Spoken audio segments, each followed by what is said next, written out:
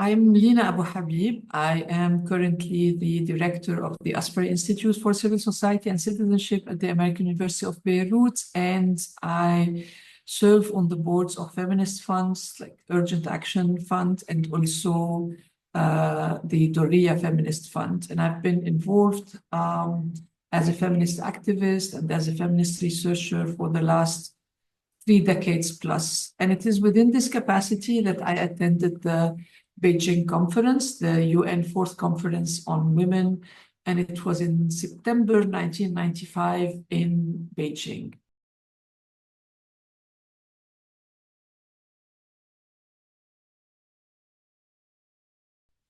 The conference was a turning point in more ways than one. It was a moment, a very special moment over 2 weeks that brought together some more than 30,000 people from all around the globe. And it was also a moment where we saw feminist activists, women's rights activists, disability activists, various groups of feminist activism coming together, with specific asks, with asks that transcended local situation or geographically specific situation. It was a global ask to basically change the architecture of gender relations globally, and at the same time have policies and legislations that would actually enshrine gender equality. For Lebanon, this was a very special moment because Lebanon had just come out of the civil war and was picking up itself and picking up itself in a way to engage again with global movements, with global processes. And part of it was the preparation for Beijing. So not only it was the Beijing Conference in 1995, but also for the MENA region and for Lebanon, it was the participation in the regional preparatory conference that took place in Amman a year before the Beijing conference. So for Lebanon, it was also a fresh beginning, re-engaging again with global spaces, particularly the global conference. And there were many gains from the Beijing conference for the MENA region.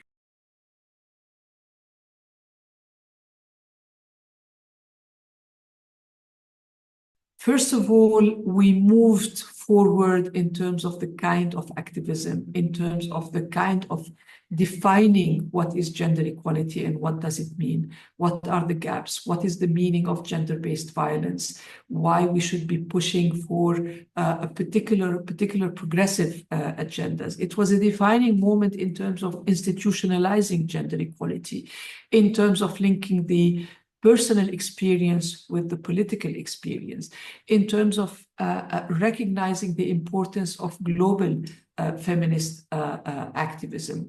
It was also a defining moment in terms of having a tool such as the Beijing Platform of Action that immediately became kind of a very powerful tool for activists, not only just for feminist activists, but a tool for holding governments accountable for reaching agreed targets towards gender equality. So yes, it has been a turning point with specific achievements globally, but particularly for the MENA region.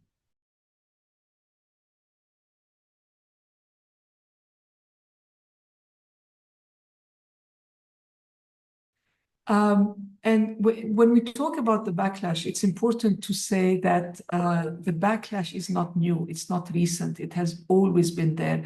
It was there in the Beijing conference. It was there in terms of unholy alliances of states that were there only to bracket statements, to dilute language, to make sure that we do not move towards gender equality, to keep civil society outside of these spaces.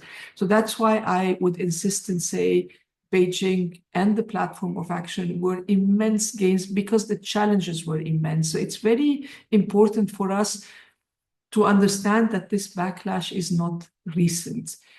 what has been happening recently is as we were able to move, albeit slowly, in our case, the backlash and what it meant in terms of losses of patriarchal mindsets, losses in terms of structures that reinforces inequality.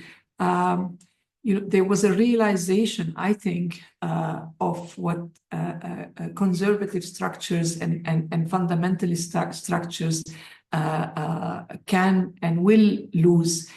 And I think this backlash, one of the things that have made this backlash more visible now and more louder, I would say, is the fact that conservative movements the world over are better at rallying forces and putting aside their differences and pulling their resources and having one voice to basically counter the voices of human rights activists, feminist activists, intersectional activists.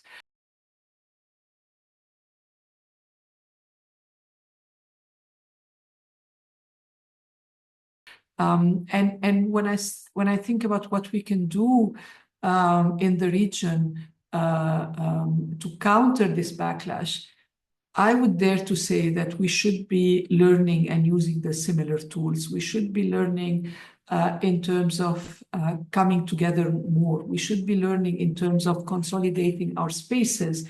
We should be learning in terms of solidarity that is needed more and more around us. We spend a lot of time demonizing each other, and I think that is a practice that we have to let go of. We have to let go of the practice of the holier than thou, and I think also put all of our differences aside, and these differences are many, and just concentrate on facing the backlash, on pushing back the backlash.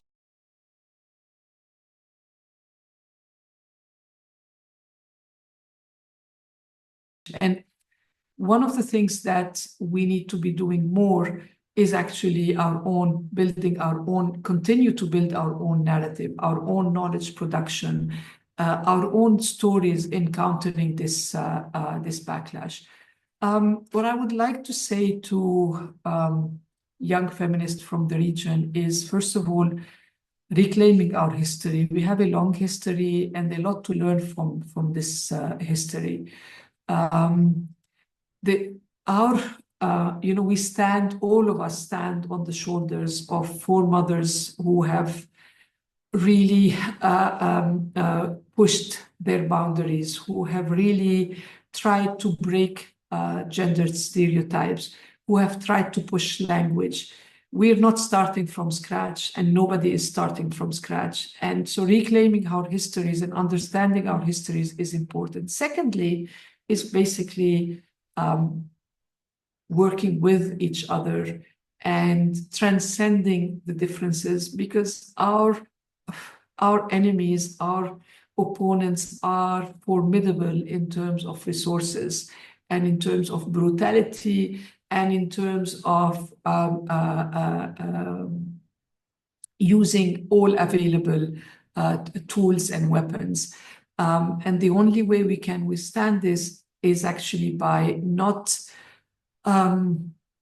sweating the small stuff, not being unkind to each other. And the last thing that I would like to say is that we have everything to lose right now. And that is why I would invite all of us to really have our eyes on the ball, which is basically, what do we do to maintain the gains and to move forward? Thank you.